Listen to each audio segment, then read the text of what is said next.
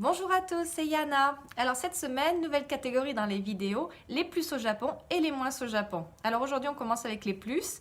Et moi, mon plus, ma raison d'être au Japon, c'est les onsen. Depuis toujours, j'adore les termes.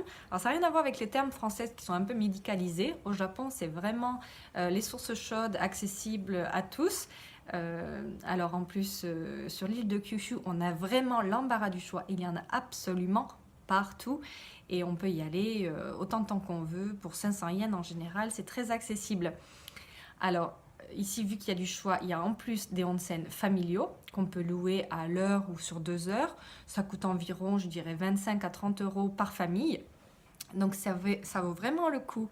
J'ai habité sur Osaka, j'ai habité sur Tokyo également, et il n'y avait pas autant de choix, ou alors il fallait vraiment sortir de la ville, aller très loin, et c'était vraiment moins pratique, ou très touristique.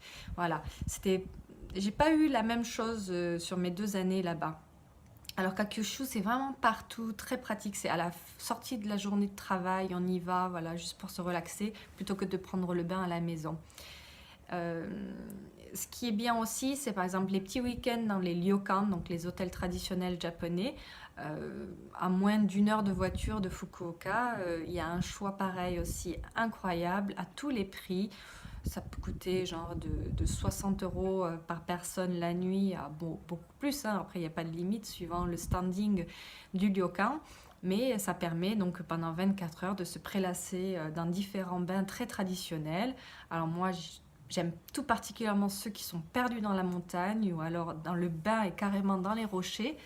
Et les points de vue en général sont super et on peut vraiment se relaxer, se détendre tranquillement.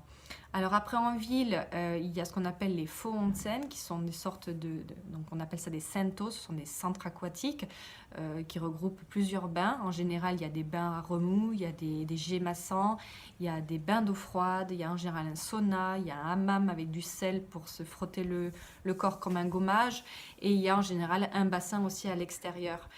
C'est mon petit rendez-vous avec mon fils, on y va à peu près une fois par semaine.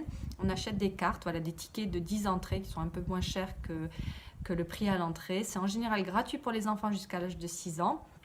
Donc ça vaut vraiment le coup. Mon fils adore ça, moi pareil, c'est vraiment notre petit rendez-vous.